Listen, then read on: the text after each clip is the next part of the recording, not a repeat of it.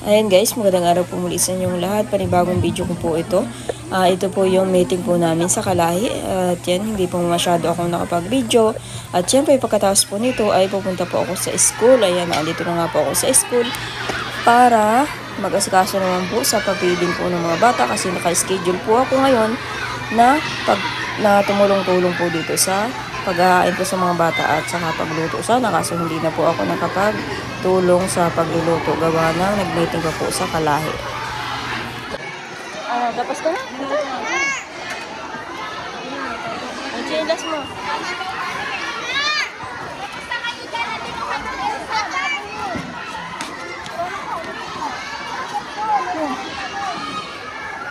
Tama o, itsura. Dumagin na.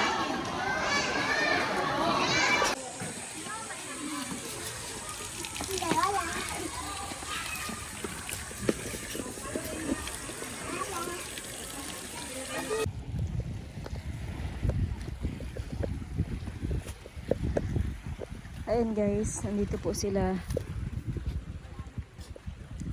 Nandito po sila Dagay.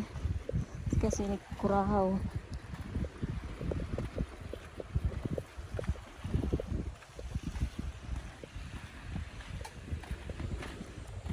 Ayan, at susugsugin ko po si Kurahaw at may pasok siya ngayon. Kurahaw! Kurahaw! Napunta tayo sa school! Sa school, napunta tayo!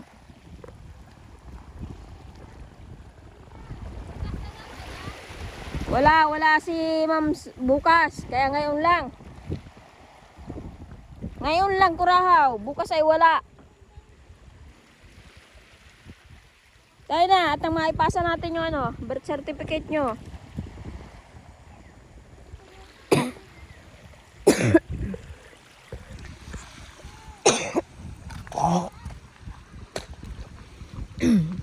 Ayun guys, kanina pong umaga. Hinatid po sila Totoy pagpasok sa Caserona. Pagkatapos ay alas 8 nag-meeting naman po dito sa amin, sa barangay namin. Natapos pa ay alas 10. Kaya yung pong pagtulong ko sa pagpiding kanina ay alas 10 na po ako nakapunta. Hindi na po ako masyadong nakatulong. Pero nakatulong din po ako kasi naghugas po kami, nag-serve po ng mga pagkain sa mga bata. Ha? Totoy! Huwag kang bila dyan.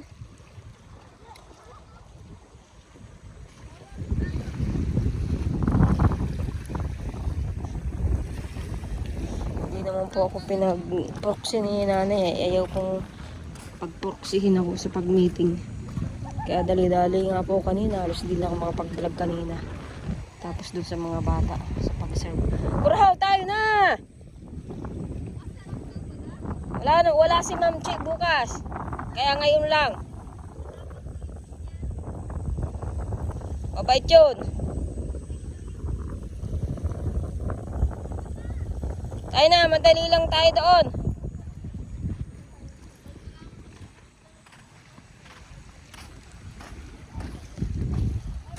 Ano? Ang init-init sa labas. Oo. Sino ka mukha mo? Kilula? Oh. Ah. Kamukha mo, Tilula. Ayun guys, at nandito po kami sa school po ng Alas at para ipa-enroll si Kurahaw. At syempre, unang pasok na rin po niya dito sa school. At si Dagay naman po ay sa Lunes po mag-uumpisa. At nung Martes nga po ay wala si ma'am, kaya sa Lunes na po mag-uumpisa si Dagay ng pagpasok hanggang Martes. At si Kurahaw naman po ay araw ng Merkules at Huwebes.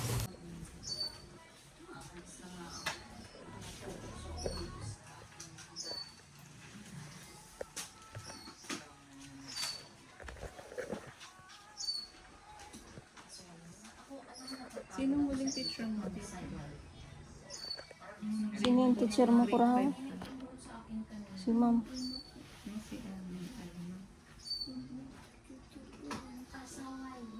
Yung mga awards itong na-receive sa school noong napasok. Meron naman. Character award, anong nakalagay? Ano yun ang mga award? Ayan guys. Ngayon po ay kagagaling ko lang po sa school. Nakatid ng estudyante. Maulan. Ayan. Parang uulan na naman po. Ito na lang at may motor po yung... Ay, may bubong na po yung motor po. Bili po ako ng tinapay.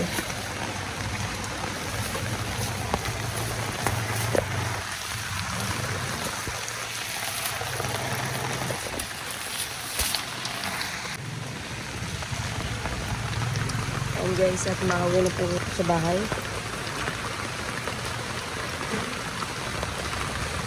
Ngayon, maulan na naman. Pagsundo ko sa mga bata mamaya, sana ay maghulaw. Ayan guys, sa tiba na yun po sa eskwela. Tiba na sa ito, nagtakasbo na.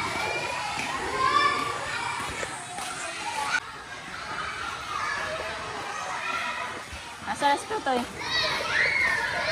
Ha? Takbo na. Nakada sa school mo at alauna na. Mama, bigyan mo ito si ate. Baka na.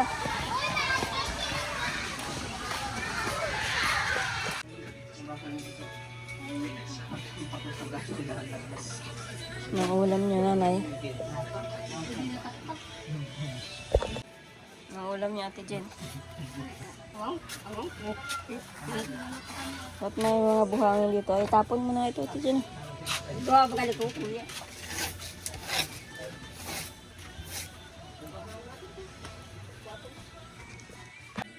Bukas ay malaba. Kagi. Ay, biyernes baga bukas na na? Ayun guys, at nabili po kami ng sabon. Ilagay. Masama ka? At naka-jacket ka? Galamig ka? Saan kayo nagtabo? Madaming tulo. Malakas. At tayo mabiling sabon. At tayo malaba bukas. Malaba po kami bukas. Biyernes.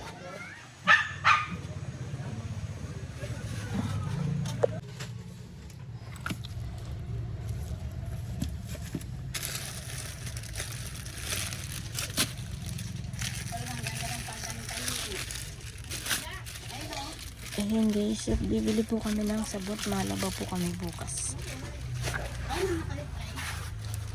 Hawakan na.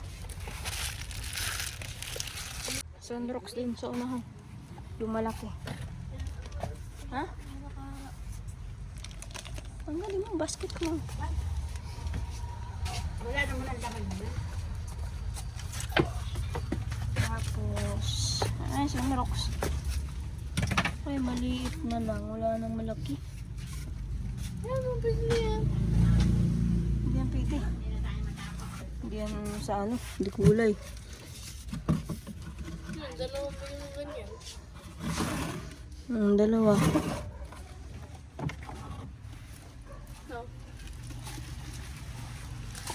Bili tayo ng ano, shampoo.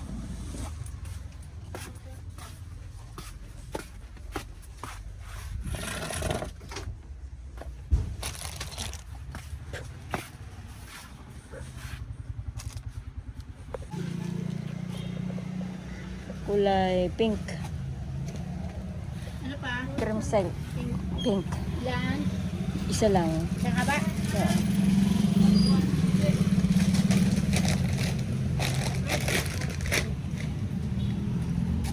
Okay,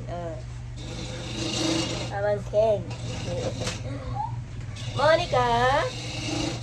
Wala, ti mama. May binibili, ano? Si Papa nagkakayo. Si Papa mo. At maluto ng bagoong. Na ulam. Sino yan? Sino yan? Nasa camera niyan? Ah, sino yan?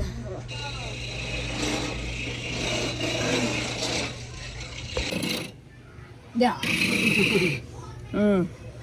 Da. Da. Da. Ate Jen, yung anak mo. Jen! Yung anak mo. Ito dyan! Marunong ka pa ba magkarga? Testing mo daw. Yan! Kargay mo daw. Marunong ka. Ito, madulog sa'yo. Nadulog sa'yo! Nadulog sa'yo! Ano si ate dyan? Ngiti-ngitian na nga. Nadulog sa'yo ay. Ito pa lang.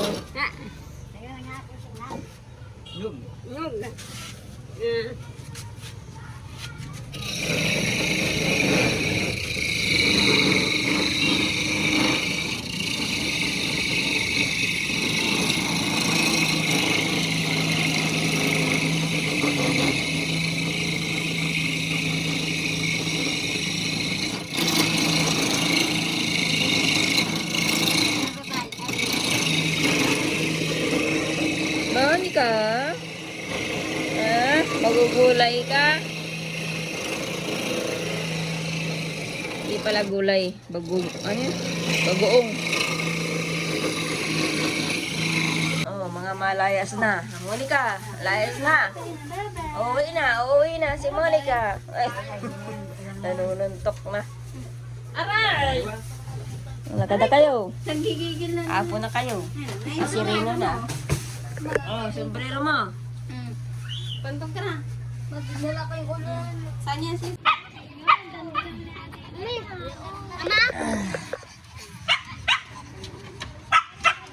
Ang mga laruan ni Tutoy. Huwag mong damputin at makisot ka niyan. Makagat. Makagat. Oo, huwag mong hawakan ng sipit. Kaya mukha kang umang. Ano, kasya kayo? Kasya kayo? Ayan. Yeah. Loaded. May dala pang tubig. Kurang pa sa bubong. Yay, mauntog din dyan oh. Talo. Nakada kayo. Yung aso, masama daw. Yung aso, masama. Oh.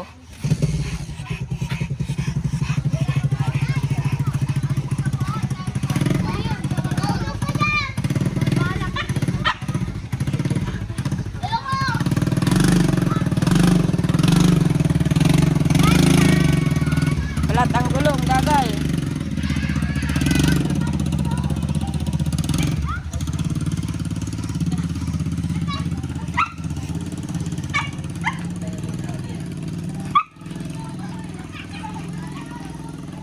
Tutoy, maano ka yan ha? Tutoy. Huwag mo hawakan yung sipit. Masakit yan.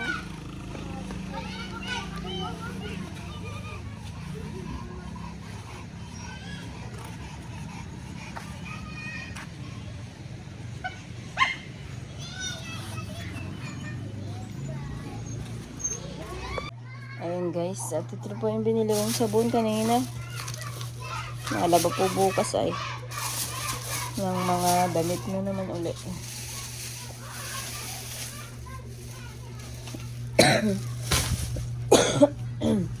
Alam niyo po guys,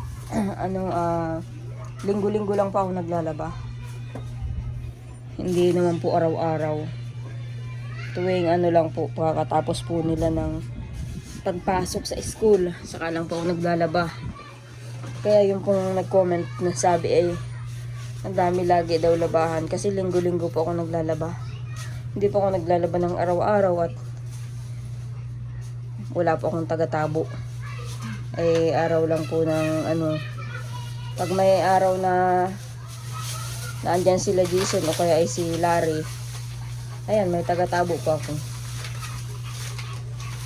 Kaya hindi pa ako makapag-araw-araw maglaba.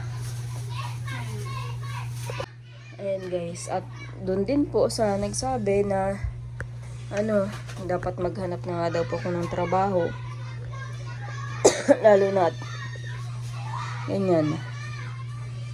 Bali 4 na rin po silang mapasok. Pero nakakakain pa naman po kami ng araw-araw. 3 beses sa isang araw. Pero sa umaga po, talagang walang ganang kumain ng kanin. Kaya 2 beses sa isang araw. Maggagatas na lang o kaya magkakape sa umaga. Kasi alam niyo po guys kung bakit at hindi ko po magawa na makapagtrabaho. Kasi matagal ko naman na pong naikwento po sa inyo noon.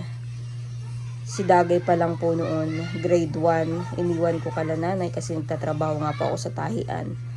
Ang nangyari po noon, grade 1 na si Dagay, hindi po napapasok ng nanay, hindi po naasikaso, ay mas bata-bata pa po noon si nanay. Kumbaga po, kumpara ngayon, ang laki na ng inilaki ni Dagay, 16 years old na po si Dagay, kumpara nung grade 1 pa lang.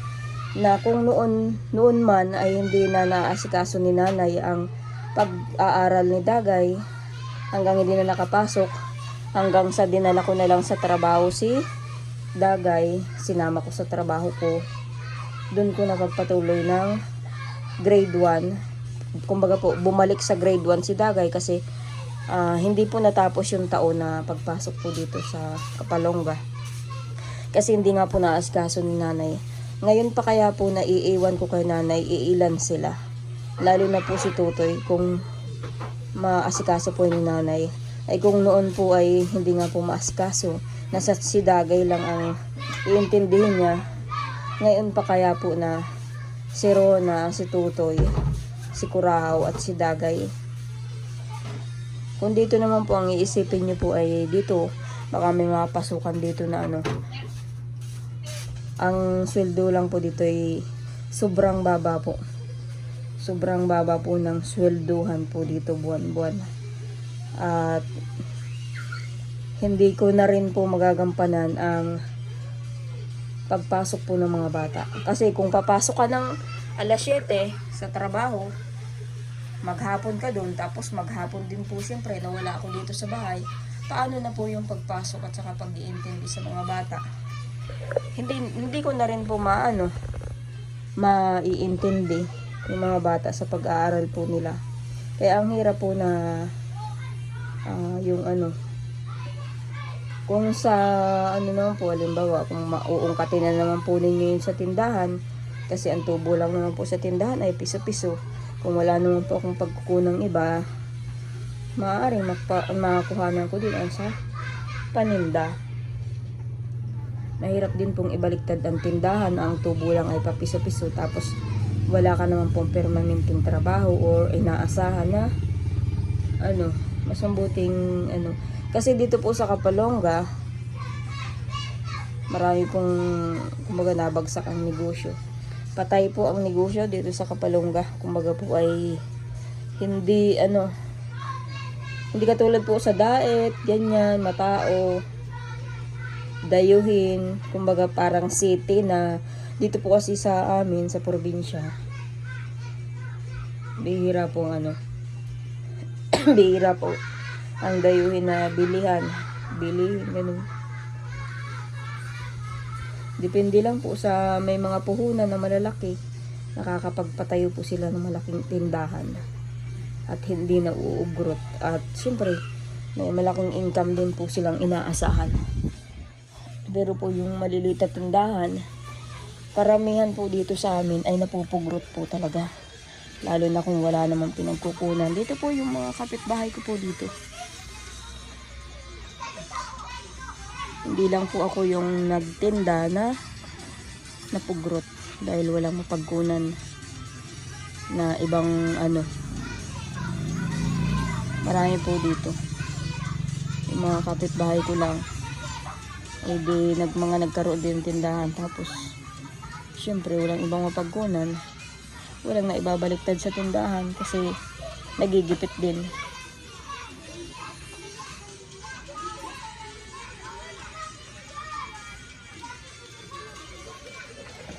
Yun lang guys. Kaya yun po ang masasabi ko po. Katulad po nung nakaraan, ay kahapon siguro po yun. Kahapon o nung isang araw. Sabi ko kala nanay, siya mag-proxy sa pag-meeting. Kaso, hindi niya ako napag-proxy.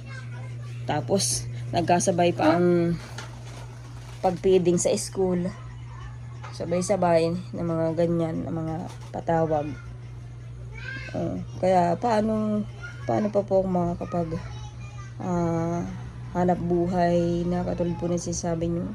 Gusto ko sana po magtrabaho nga na kaso nga lang yung pagbabantay nga po sa mga bata, wala pong mag-aasikaso. Yun lang po ang kaya yun, ang pinagtsatsagaan ko na lang po mag-vlog kahit pa paano. Maliit man ang income, minsan hindi pa sumweldo sa YouTube, ay at least at hindi po kami kumakain pa naman po. Yun lang guys, maraming salamat po ulit sa panonood sa bawat vlog. Ayan, maraming salamat po sa inyong lahat ng mga viewers. At siguro ito lang po muna ang aking vlog ngayon. Pasensya na po kayo at hindi po ako masyadong nakapag-video.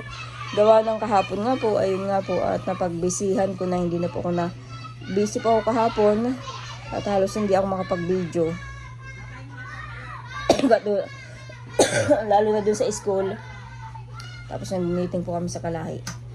Ayan na. At ito lang po ang video ko ngayon. Maraming salamat po ulit. Update ko na lang po kayo sa sunod ko pong vlog po namin ni Dagay.